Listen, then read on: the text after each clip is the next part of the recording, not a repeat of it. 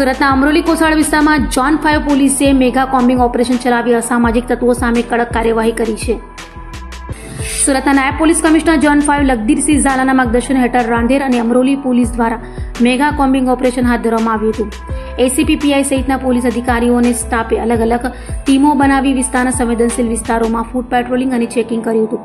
Operation દરમિયાન શંકાસ્પદ વ્યક્તિઓ અને અસામાજિક તત્વો સામે સઘન તપાસ હાથ ધરવામાં આવી હતી. પોલીસની કાર્યવાહીમાં 30થી વધુ 135ના કેસ નોંધાયા હતા. ઉપરાંત 85 જેટલા અસામાજિક તત્વો સામે કાયદેસરની કાર્યવાહી કરી અટકાયતી પગલાં લેવામાં આવ્યા હતા. પોલીસના આ મેગા ઓપરેશનનો મુખ્ય ઉદ્દેશ વિસ્તારમાં કાયદો અને વ્યવસ્થા જાળવવાનો તેમજ ગુનાખોરી પર અંકુશ લાવવાનો હતો.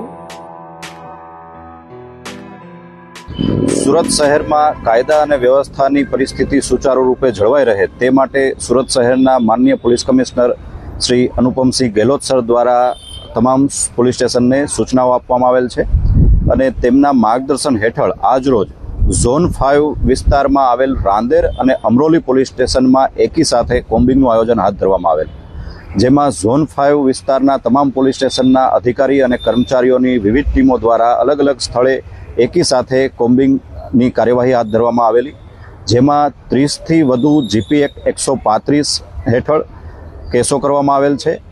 આ ઉપરાંત 85 જેટલા અસામાજિક તત્વો વિરુદ્ધ કાયદેસર કાર્યવાહી હાથ ધરવામાં આવેલ છે તેમજ તેઓ વિરુદ્ધ અટકાયતી પગલાં પણ લેવામાં આવેલ છે.